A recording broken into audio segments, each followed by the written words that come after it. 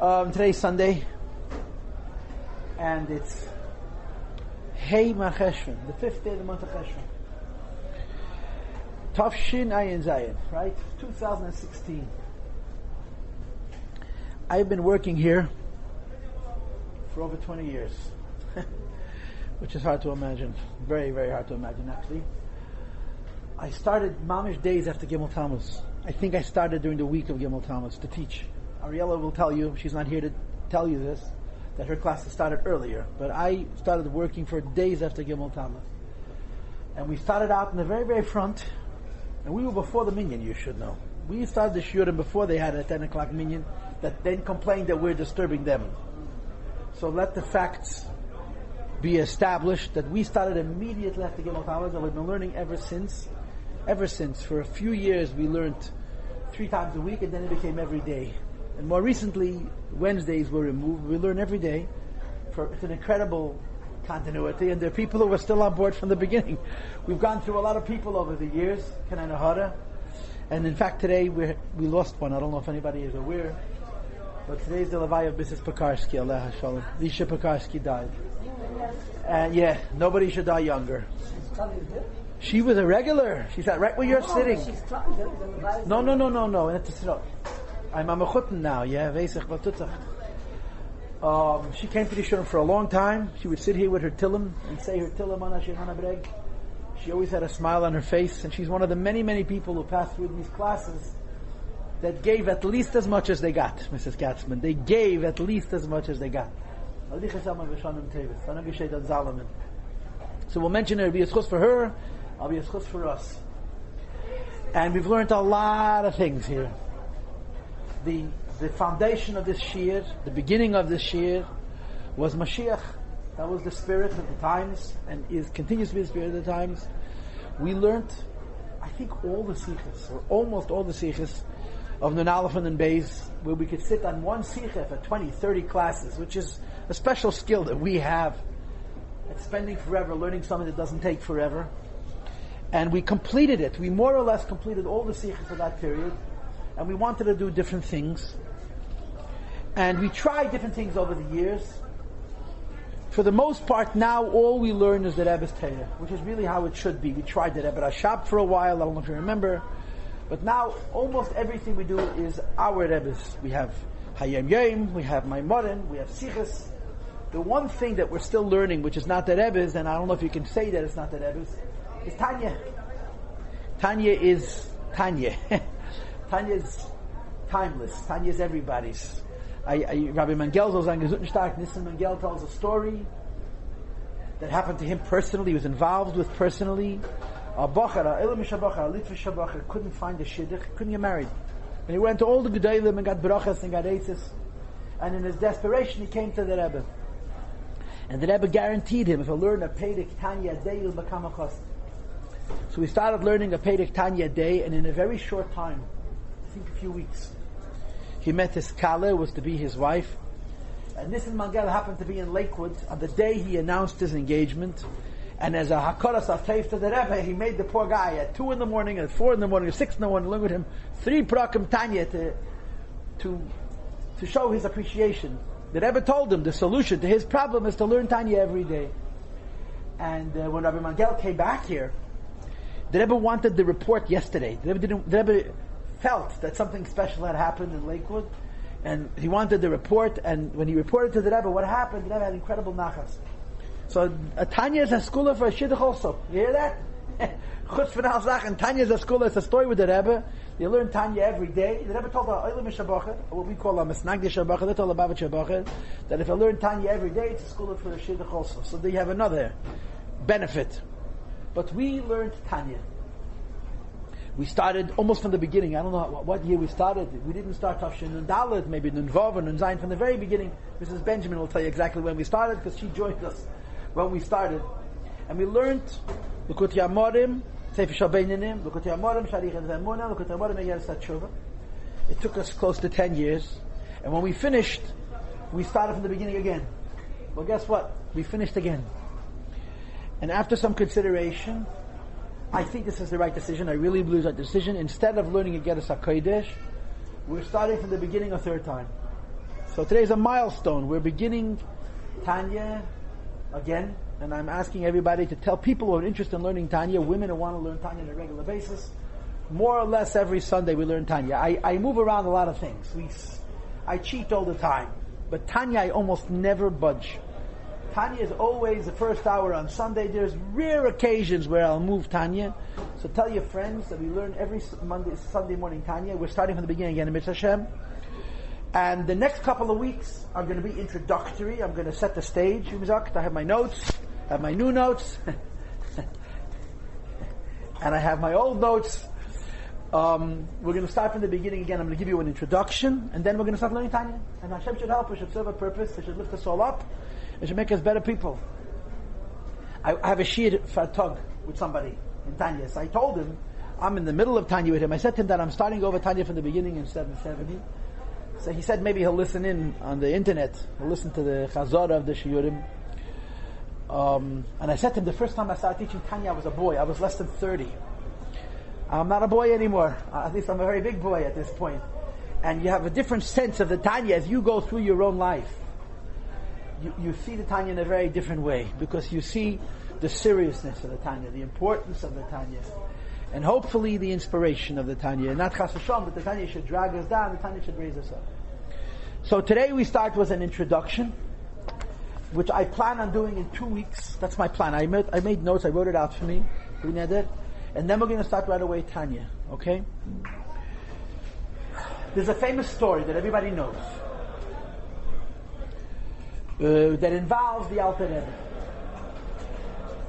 The story is printed in various places and exists in various forms. In other words, there's small variations between one version of the story and another version of the story.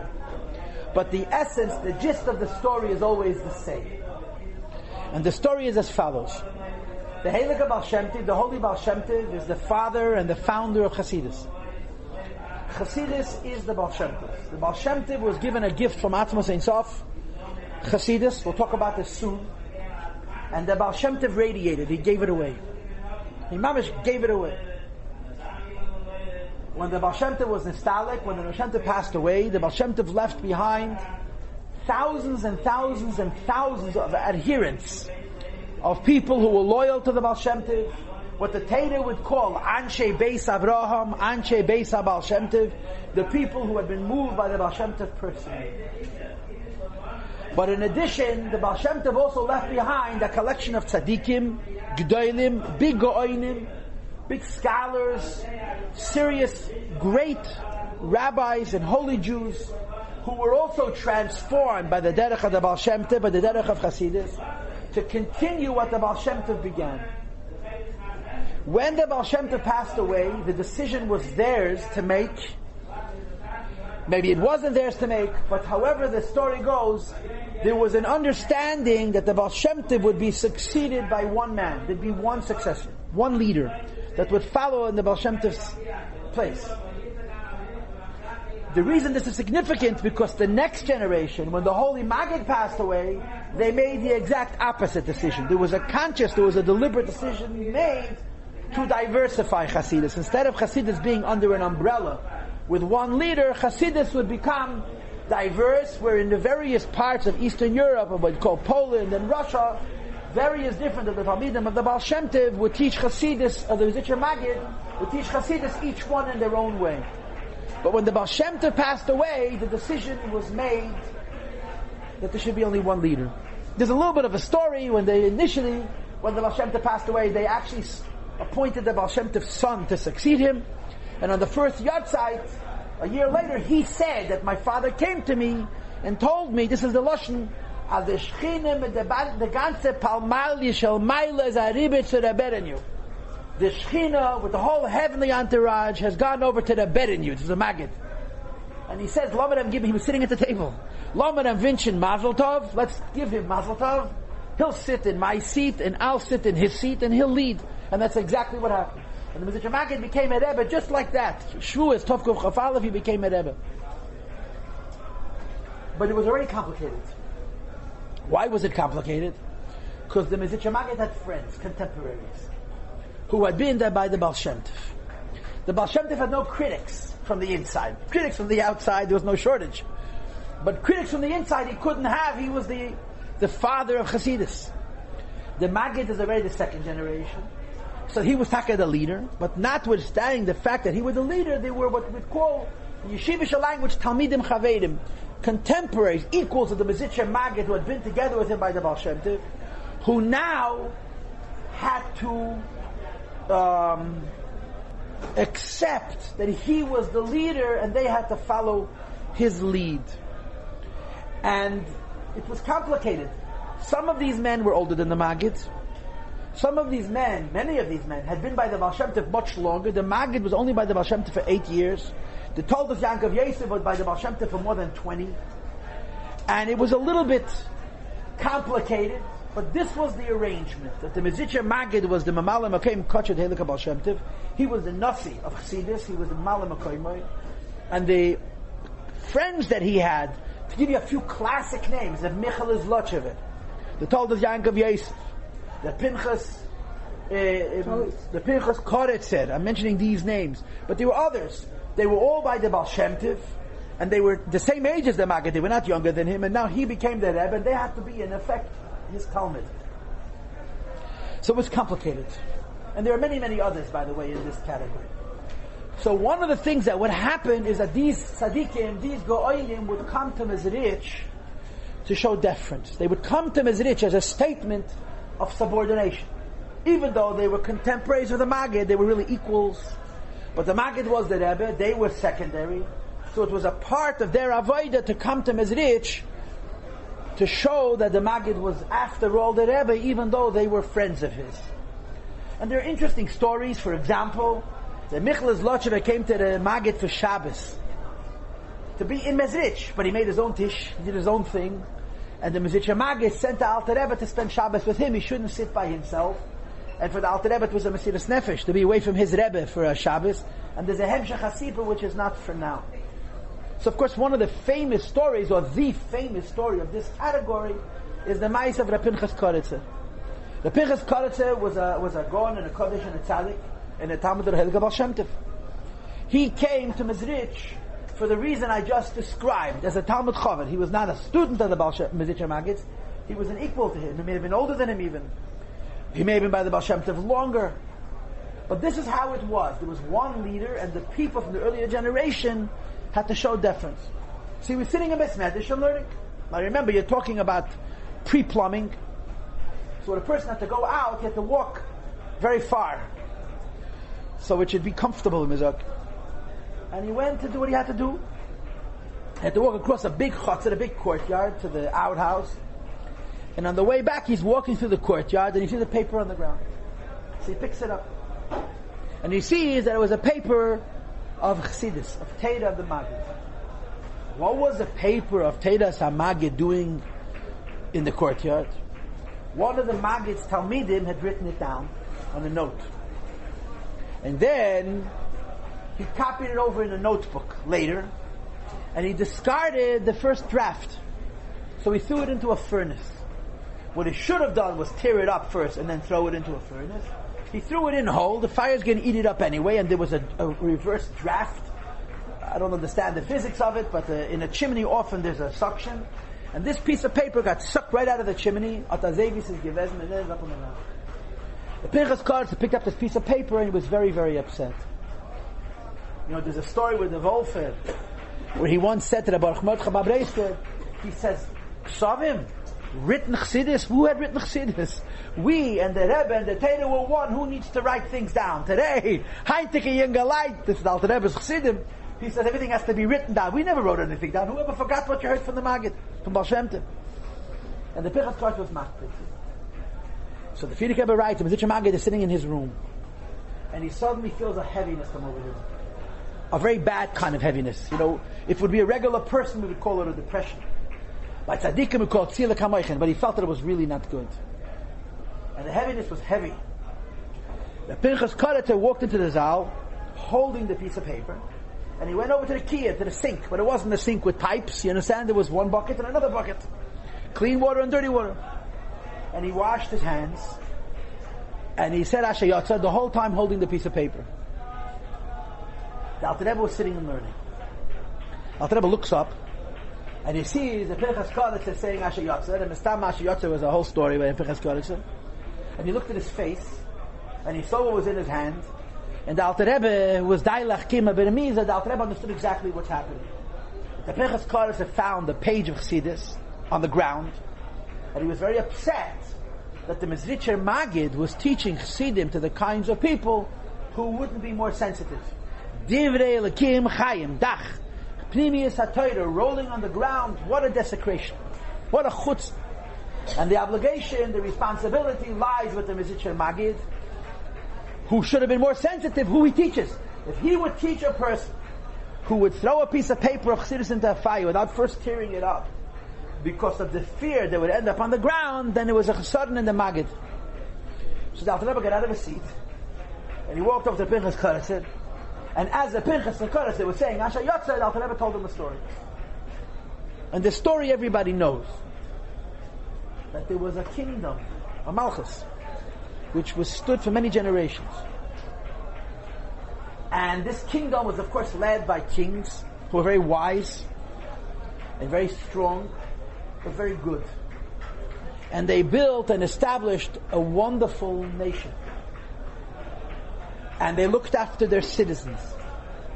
And the citizens felt appreciative, felt the great indebtedness to their leaders, to their kings, from generation to generation, for maintaining the stability of the kingdom and for flourishing and so on. And they were mispalel b'shleima shel malchus. They always prayed for the success and for the future of this family.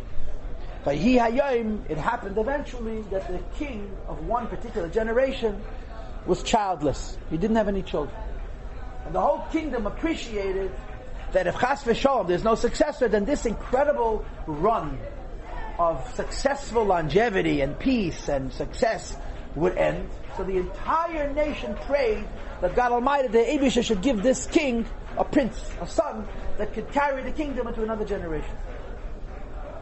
And finally the Eibusha heard their prayers, and a boy was born, and everybody celebrated him. And every day there'd be a little column, this doesn't say in the Sichos, a column in the paper of Asmach, the kid, how the prince is doing. Today he rolled over, today he sat up, today he smiled, he put his fingers in his mouth. A kid said the kid grew, and when he was a boy, about 9-10 years old, he suddenly took ill. He became sick. And nobody knew why he was sick. They called doctors, doctors diagnosed him, they couldn't find anything wrong with him. And all the while his temperature, his fever is getting worse and worse. His responses are becoming more and more dulled. And no one understands what's wrong. So in a frantic panic, the king went looking for doctors, and the whole nation started to pray and fast. And they finally found a professor from overseas who came and examined the prince, and he was able to diagnose him, to find out what was wrong with him. But he said that he needs a certain medicine. And the medicine that he needs is very rare, and you have to be able to find it. And the medicine is a precious stone. It's a natural mineral, which is very rare. That if you can get a hold of this stone, and you have to break it apart, grind it into a powder, and feed it to him.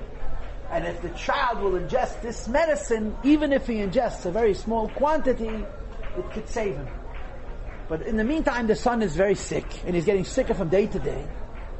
And they're looking for this mineral. So of course the first place they look is in the king's treasury. It doesn't exist. So they start to communicate overseas. Does anybody know where you can get this stone, this diamond? And nobody has it. And all the while the prince is getting sicker and sicker and sicker, until a very interesting discovery is made. This kingdom had a crown. Only one. And this crown was worn by successive kings, generation after generation after generation. In the words of the Gemara, Kesed Helmos, it's an expression in the Gemara that when a king of David's line would pass away, when Malchi Beis David would pass away, and he left many princes, how did they know who would be the next one? So they had a crown, and they put the crown on, the one that the crown fit. He was meant to be the king. Kesed Helmos. It's a Gemara. So there was one crown worn by successive kings for generation to generation. And at the very base of this crown is this mineral. And they can extract this mineral and save the prince, but they have to destroy the crown. The crown is thousands of years old. It represents all of the history of this nation. And on the other hand, the prince is almost dead at this point. So they come to the king and they say, Yadeinu HaMelech, we have a quandary. We found the mineral and it's right under our noses. The problem is it's at the center of your crown. And the crown is the symbol of the continuity. The crown is the symbol of the hemshech, of the melucha from the beginning. And the only way to get this stone out is to destroy it. And you won't have it anymore. Make a new one. And after you destroy it, you get the stone out, you have to grind it into a powder, and then you have to feed it to the prince. The prince may not even live long enough for them to do the experiment. So the king says, who needs a crown if there's nobody to wear it? Take the crown, smash it, take out the Even Toiv, this precious stone, grind it up into a powder, and perhaps my son will still be alive and feed it to him. Maybe a few drops will be internally ingested and we can save the prince. So they break the crown, they pull out the stone, they grind it into a powder, and with the last breaths they put this powder into the mouth of the prince, and he begins to show signs of life. The Alter Rebbe tells this whole story to the Pinchas Kodetzin as he's saying Asher Yotzar, which means either he had a very long Asher Yotzar, or the Alter Rebbe had a short version of the story. But the way the story finishes is when the Alter Rebbe said the punchline of the story, that when they ground up the stone and they gave it to the prince, and the prince showed signs of life, the Pinchas Kodetzin said that Eifei kol basar u'mafli lasas, which means it gives it a fuah and health, keeps the neshama and the guf together. The Maggid was sitting in his cheder, and he feels this unbelievable heaviness. And as soon as the Alter Rebbe finishes the story, and the Pinchas Kodetzin says, Reifei kol basar, he heals all flesh, Umafli lases, and does the wonder of keeping the neshama and the guf together, the heaviness lifted. Alter Rebbe saved him Mizitcha Maggid's life, because the Kpeda, the Pinchas Kodetzin, would have cost him his life.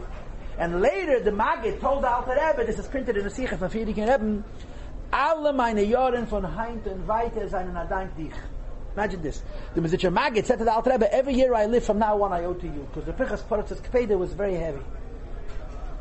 This is the Yesod of Chassidus, this story.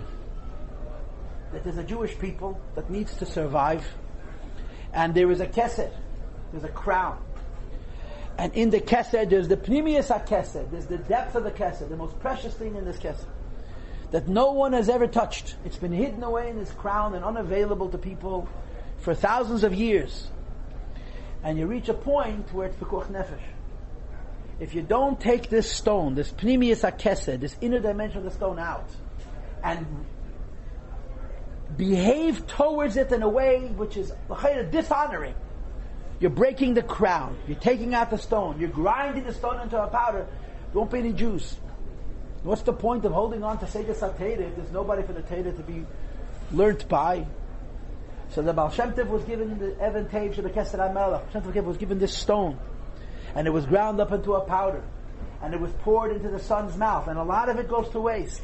The way the mashal goes, they're giving it to this child, and most of it is spilling down the sides of his mouth because he's so sick. But just a few drops are ingested, and it saves him. And the Pinchas Kodetzin understood. But the message of the Alter Rebbe was, of course, Yefutzam and Asachachutz. That Even Tev, Takech, Chassidus, is the deepest thing. How deep is it that for thousands of years Jews didn't have it? Jews far more worthy than we'll ever be did not have Seder Satera, the Pnimius Satera like we have in Chassidus. And for us it was revealed. Not because we're more worthy, but simply because it's Pekuach Nefesh. If Chassidus had not been revealed, there wouldn't be Jews. There certainly wouldn't be Ashkenazic Jews. There wouldn't be Yidden. And this is the foundation of Chassidus, that the Eibishter gave the Baal Shem Tov a Even Tev, a precious stone, and the Baal Shem Tov in his goodness gave it away. And there's another story, a very interesting story, which is in a Reshima from Friedrich Rebbe, where he describes the following: that the Baal Shem Tov, when Baal Shem Tov was a little boy, his father told him to fear nothing except for God Himself. When Baal Shem Tov was a little boy, his father told him to fear nothing except for God Himself. And the Baal Shem Tov invoked it throughout his life. Whenever he would encounter a very great challenge, he would say, I'm not afraid. My father told me to fear nothing except for God Himself. The Baal Shem Tov was looking to the Mafteach to Chassidus. Where is the key of Chassidus? There's different girsas to the Maisa, but this is one of them at least. Where is the key? Who has the key to Chassidus? And he was told that the mafteach of Chassidus is by the Samach Mem Alein. The key of Chassidus sits by the source of all evil. That malach, that angel, which is the source of every evil. And the Baal Shem Tov wanted the mafteach, wanted this key. So he was meyached yichudim. I don't know what Baal Shem Tovs do to do these kinds of things. And he brought the Samach Mem down onto this earth in the tzura of a black dog, of a large black dog, which stood outside the window of the Baal Shem Tov's house, and it raised itself on its haunches, and it was banging with its forepaws on the window. And he spoke to the Baal Shem Tov. Now, of course, if you and I had been there, we would have maybe heard some barking, but that was about it, yeah? And he said to the Baal Shem Tov, Tipas Rucha. Imagine calling the Baal Shem Tov. Tipas Rucha. Putrid drop. How dare you not to bring me down onto this earth? How are you not afraid to bring me down into this world? And he said to the Baal Shem Tov the following: since the beginning of time, I have descended to earth only twice. Everything else through shluchim. The Samach Mem tells the Baal Shem Tov, I've been on earth only twice. Everything else I do through Mamutzayim. What are the twice? There's two versions. One version is by Chet Tzadas, by the original sin, and eating from the tree of knowledge of good and evil.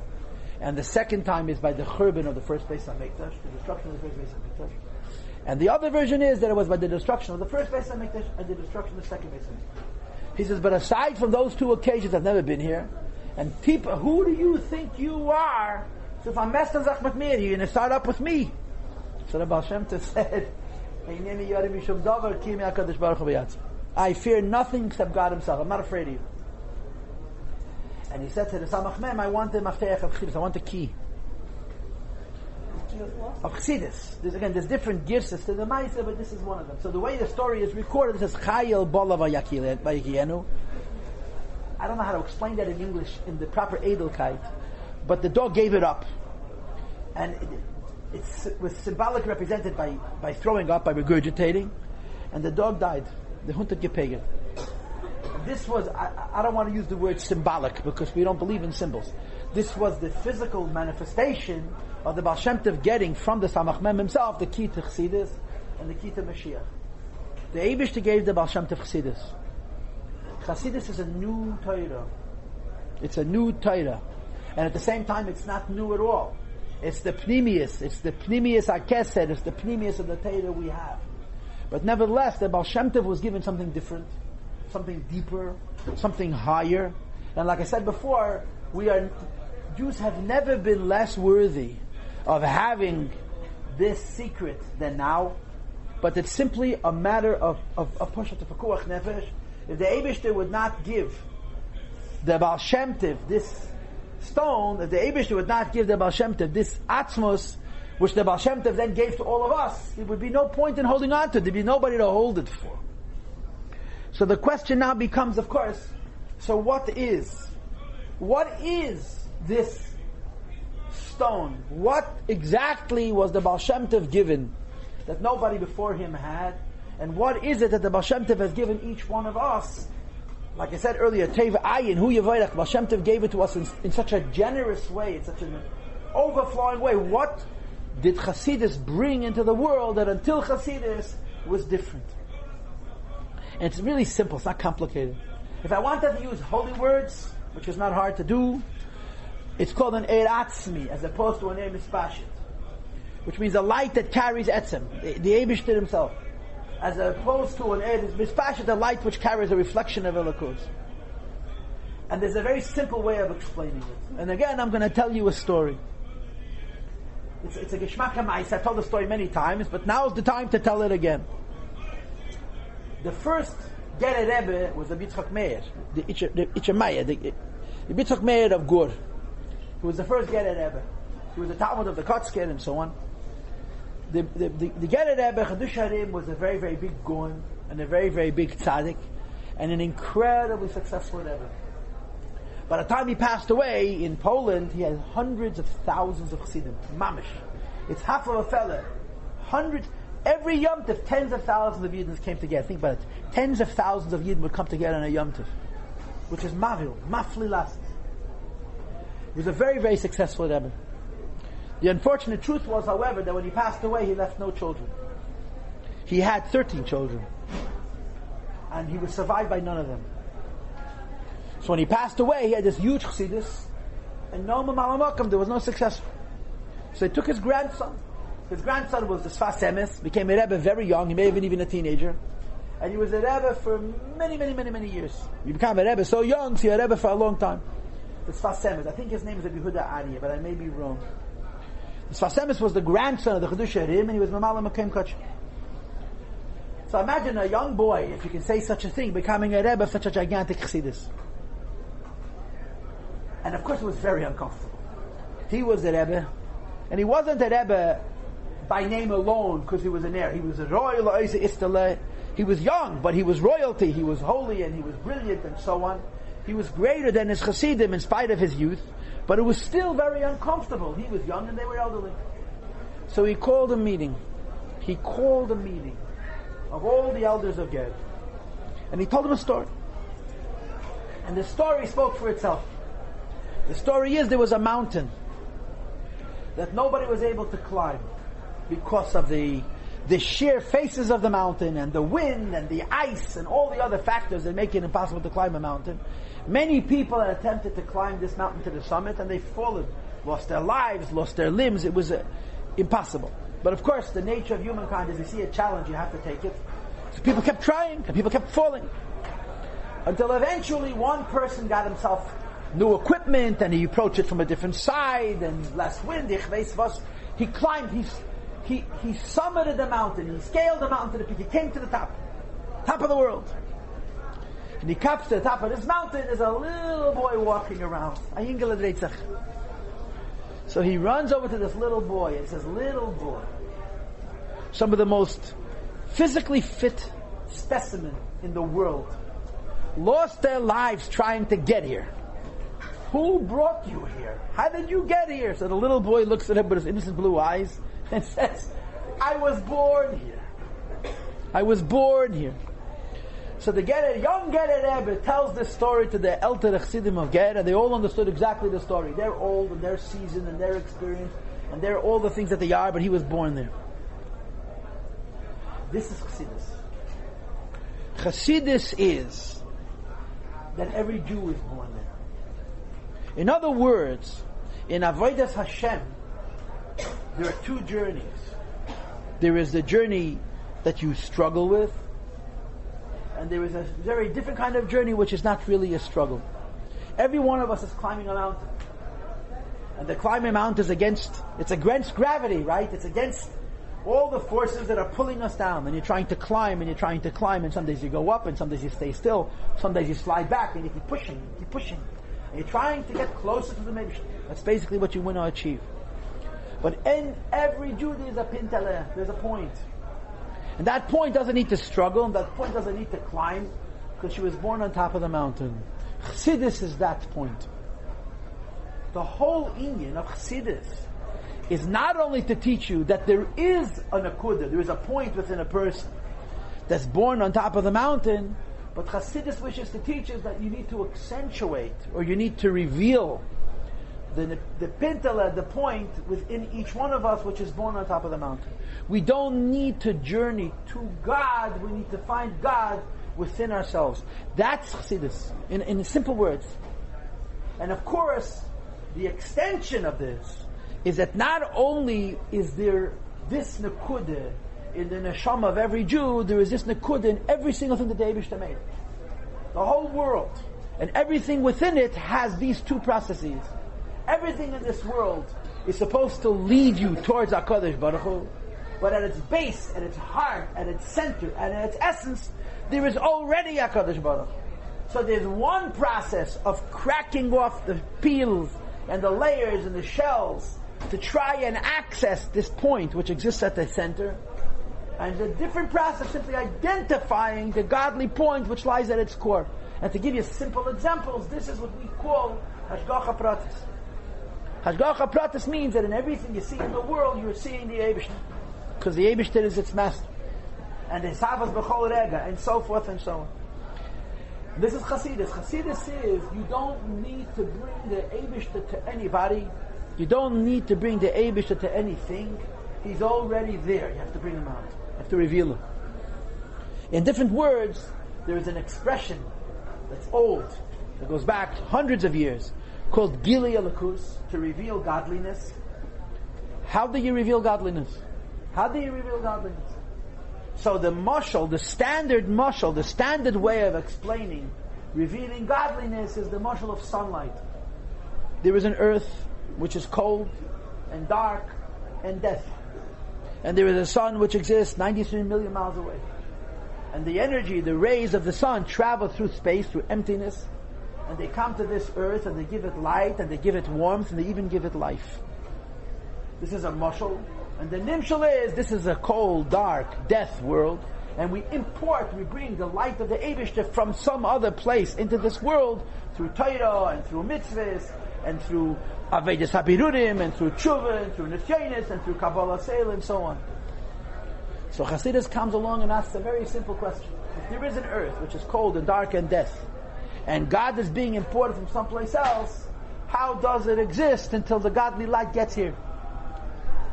And of course the answer is because God is already here. If God wouldn't be here, it wouldn't exist.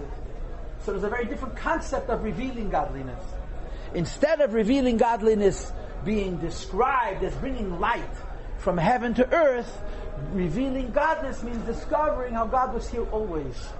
In every person, in everything, in every action, in every thought, in every word. And Chassidus' whole purpose is to inspire to find the God within each creation, as opposed to superimposing God from without, from outside.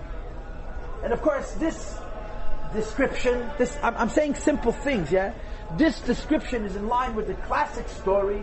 It's really a classic story of an exchange that took place between the Alter Rebbe and the Mittel Rebbe after Yom Kippur. You understand yourself the avoid of the Alter Rebbe, the Mittel Rebbe doing Yom Neroyim, Rosh Hashanah, Yom Kippur. So after Yom Kippur, the Alter Rebbe turns to his son and successor, the Mittel Rebbe, and says to him, Berel mitvosas tegedaven. The Alter Rebbe says to his son, the Mittel Rebbe, Berel, he called him by his name, Berel, what did you daven with? What was your meditation? So the Mittel Rebbe answers, Ich hab mispalel gewesen, ich hab gedavent, mit v'chol kemel lefanecha v'shtachat, how igulei ach is makif, tachtas ha'asiyah. If you don't know what that means, don't worry, I don't either know. But it's a meditation about unity. How the highest level of godliness, called igulei ach, encompasses the whole Seder Ishtalshalut. But the Mittel Rebbe was no fool. The moment the Alter Rebbe asked him, so he was free to return the question. So he said to the Alter Rebbe, Tate, mit was hast du gedaven? Father, what did you daven with? And the Alter Rebbe said to him, mit dem Ständer, with the piece of wood on which I kept my siddur. This is Chassidus. You're not bringing the Eibishter, you're finding the Eibishter. And of course the beginning of that is finding the Eibishter inside every Jew. So let me share one more idea, and then we'll take a break, and next week we'll continue with the show. The Baal Shem Tov was young. I don't know how young. Not more than 5, but possibly much younger, when his father passed away. As it says in the same Rishima that I mentioned earlier, when the Baal Shem Tov was born, his parents were 190 respectively, like Avraham and Sarah. In other words, the Baal Shem Tov's father was 100, and the Baal Shem Tov's mother was 90 years old. In other words, it was completely supernatural, completely supernatural. They never had any children. She was an Akara, she couldn't have children. And the Baal Shem Tov's father was visited by Eliyahu HaNavi, a story that I don't have time to tell now, and he told him that he was going to be zeichet to bring a child into this world who would reveal a new derech and Torah, based on the principle of Yahavta l'recha kamocha, which would prepare the world for Mashiach the King. So the Baal Shem Tov lost his parents as a very young child. So however old he was, let's say he was 3, 4, 5, his mother brought him to her husband, to his father's bedside. He was passing away, he was dying. And he said to his little boy, that Eliezer knew, Eliezer was himself a tzaddik nistir, a hidden tzaddik, and he knew that this son, this boy, this neshama of his, was absolutely not an ordinary child that's born like all children are born. This is a child with a very special task. But he was still little. So he told him a very short message. He said to him, Yisraelik. He spoke in Yiddish, and that's how the story is recorded. Yisraelik, zos nicht mehr haben war kein Zach, nor von dem Eibishten allein. Und du sollst lieb haben jeden mit der ganzen Tiefenisch von deinem Nisham. That was the tzavah, that was the final word that the Baal Shem Tov heard from his father. Yisrael, you should fear nothing except for God himself, and you should love every Jew with all the depths of your soul. A short message with 2 points. The first point is about God, and the second point is about the Jewish people. So the previous Rebbe says that in this little phrase, that the Baal Shem Tov said to his young son, as he was leaving this world, you have the whole Chassidus. Because Chassidus comes down to 2 points. The first point is Achdas Hashem, Ein Milvade, there's nothing but God, nothing happens without God. The biggest challenge comes from the Eibishter, the biggest darkness comes from the Eibishter. Fakert, the biggest darkness is the Eibishter, and so on. So you have nothing to fear except for the Eibishter himself, because everything is the Eibishter. Achdas Hashem. And the second point is we have to love every Jew. Avas Yisrael. So the Baal Shem Tov's father said it to him in very simple words. But in essence, the whole of Chassidus lies here. Whatever you see, you're seeing the Eibishter. And the preciousness of a Jew is incalculable. The greatness of a Yid, the preciousness of a Yid is something that you cannot measure. And of course, when you say a Yid, you don't mean a religious Jew. A Yid who has a Paltiel a Yid, a Yiddish neshama, a chelik elakami mamish, the the value of such a creation, of such a person, is immeasurable. You can't measure it. The biggest Rasha, who's a Yid, has a neshama, has a Paltiel. So in a few words, the Baal Shem Tov's father gave him the whole of Chassidus. And of course, we all know the history. That when the Alter Rebbe wrote the Tanya, he built it around these 2 Yosaidas, these 2 points. Number 1, the principle of Eid Milvade. The soul of everything is God. You don't have to bring God into the world, you have to find Him in the world. And number 2, that the most precious thing in Judaism is not the Torah that a Jew learns, not the mitzvahs that a Jew performs, not the righteousness and the piousness which defines the Jew's life, but the Jew himself. And when the Alter Rebbe wrote the Tanya, he couldn't decide which to put first and which to put second. And it's indicative, it's hinted, that the Alter Rebbe, Kfayachol, he obviously made up his mind. But he left hints to the fact that he was uncertain about whether or not he put it in the right order or he put it in the wrong order. As the Tanya appeared in print the first time, it only had 2 sections. And the first section is about Ayid, and the second section is about Achdas Hashem. Look, it's called the Kuti Amorim, Sefer Shal Beinin, in which talks to a person. And the second section is the Kuti Amorim, Shara Yichad Ve'amunah, which talks to Hashem. So the Alter Rebbe put the second part of the Baal Shem Tov's father's will first, and the first part of the Baal Shem Tov's father's will second, but he left hints to his indecisiveness. He wasn't certain if he put it in the right order. And Chassidus comes down to these 2 simple points. Number 1, everything in the world you see is God. You have to find it. That's Chassidus. And number 2, the value of a Jew is inherent. The value of a Jew is innate. In other words, the value of a Jew is not Judaism, it's the Jew. The Jew is before Judaism. I like to say it in this way. Until Chassidus, the center of gravity of the Jewish people was Torah and mitzvahs. You're Jewish because of what you do and what you study and how you live. The Baal Shem Tov didn't disagree with that, but he changed the center of gravity. The reason you're a Jew is because you're a Jew, period.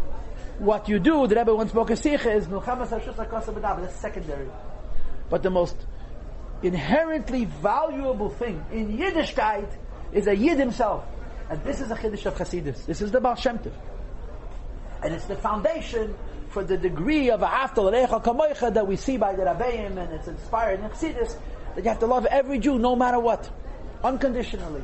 Because the Baal Shem Tov redefined the very core of what Yiddishkeit is and said the most precious thing in Judaism is the Jew himself. Doesn't matter what kind of Yid he is. And that's what Chassidus is about. And to use a word which I've avoided using until now, we call it Yechidah. It's the Yechidah of a Yid, it's the Yechidah of the Torah, it's the Yechidah of the world. And the Eibishter gave this gift to the Baal Shem Tov. In other words, it wasn't, the Baal Shem Tov didn't create anything. When the Eibishter created the world, he created a lot of things. And he created Torah and mitzvahs. And at the deepest level of everything is God himself. Yechidah, Etzem. And it was hidden away. there came a point where if you don't reveal this essence, there's not going to be any reason to keep the world going. And the Eibishter gave the Baal Shem Tov this Even Tev, this stone, and the Baal Shem Tov's life was dedicated to dispensing of it, to giving it away, to giving away this Even Tev Shebekesed Amal. In other words, this is a very important thing to bear in mind. When you think about the Baal Shem Tov's life, you have to think about the Baal Shem Tov's life on two levels. Number one, the Baal Shem Tov was a Rebbe, B'Doiroi. He was a leader of people, and he was involved with many, many thousands of people, some of whom were very, very simple, and some of whom were actually quite obnoxious. They weren't. The Baal Shem Tov was able to love the biggest Rasha. He had an incredible capacity for Ahava. And he shepherded a generation of people, and he shepherded them using the gift that the Eibishter gave him. The Even Tev Shebekesed HaMelech, which was given to the Heilig of Baal Shem Tov, which is Chassidus. But at the same time, the Baal Shem Tov also had a very, very far-reaching view. The Baal Shem Tov had to, during his lifetime, secure that Chassidus would survive him, and it would survive him intact. That the next generation and the next generation, until the generation of Dara, the Ikvus, and the Mashiach, would continue to have the Even Tev Shebekesed HaMelech, this stone in its unadulterated form. Your futza minus echa chutza, that in the ultimate chutza, you have the etzem of the Mayan itself, that a yid today should have from the Baal Shem Tov this gift, that it's not only an idea, but it's a truth, that's not only theoretical, but they're supposed to be lived, that at the heart, the closest a yid can come to the Eibishter is by looking inside of himself. And the closest anything in the Eibishter's world can be to the Eibishter is not by adding the Eibishter to it, but by finding the Eibishter inside of itself. And the Baal Shem Tov did that as well. He gave Chassidus, and he gave it in such a way that when he would pass away, in the next generation it would be continued. Not just the culture, and not just the customs, but the energy, the fire, the neshama, the etzem would pass along from generation to generation until our generation. And we'll continue this conversation next week in Mitzvah Hashem.